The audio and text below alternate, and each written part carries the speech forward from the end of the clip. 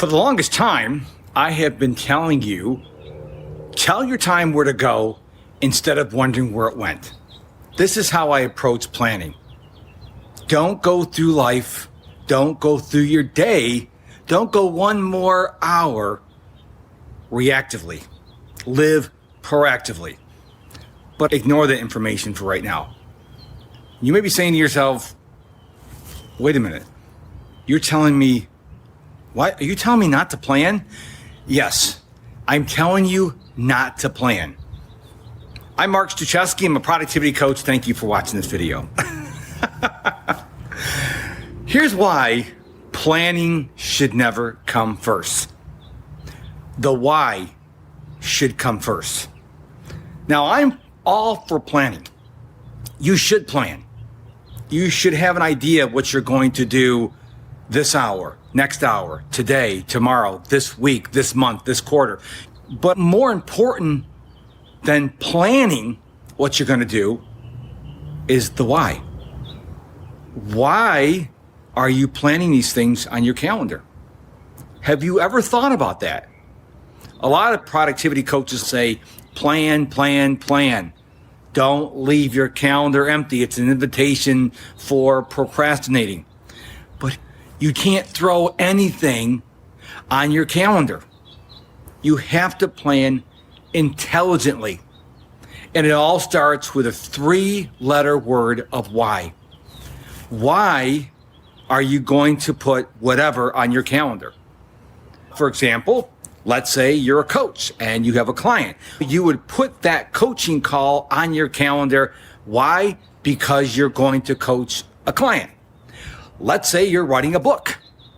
You would put on your calendar, I'm going to write my book for 1 hour, 2 hours, 3 hours, whatever the case may be, because you want to write your book. Don't throw things on your calendar like spaghetti against the wall. You need to understand why things are going on your calendar.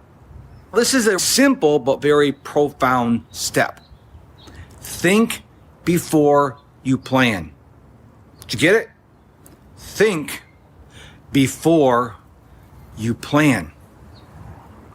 I should plan, so 8 o'clock I'll do this, 9 o'clock I'll do this, 10 o'clock I'll do this, 11 o'clock I'll do this. Because you haven't figured out your why, what you plan for 8 o'clock doesn't get done. Or 9 o'clock or 10 o'clock. Now, let's say you work for a corporation. Your day is structured. You have meetings at this time. You got to do this at this time. I still want you to plan and understand your why. Now, if you're working for somebody and they tell you, I want you to do X at 9 o'clock, and you're like, why does it got to be done at 9 o'clock? Especially if you notice they don't do anything with the information until 4 o'clock in the afternoon. The question why and the answer you get are very important. So don't just plan haphazardly. Know your why. This applies for personal and professional. If you work for a corporation, understand why you're doing things the way you're doing them. One of the things I hear all the time is, oh, we've always done it this way. When I get called into corporations or I get on Zoom calls with them, my first question is, why? Do you realize 95% of the people cannot answer that question? They look at me like, I don't know.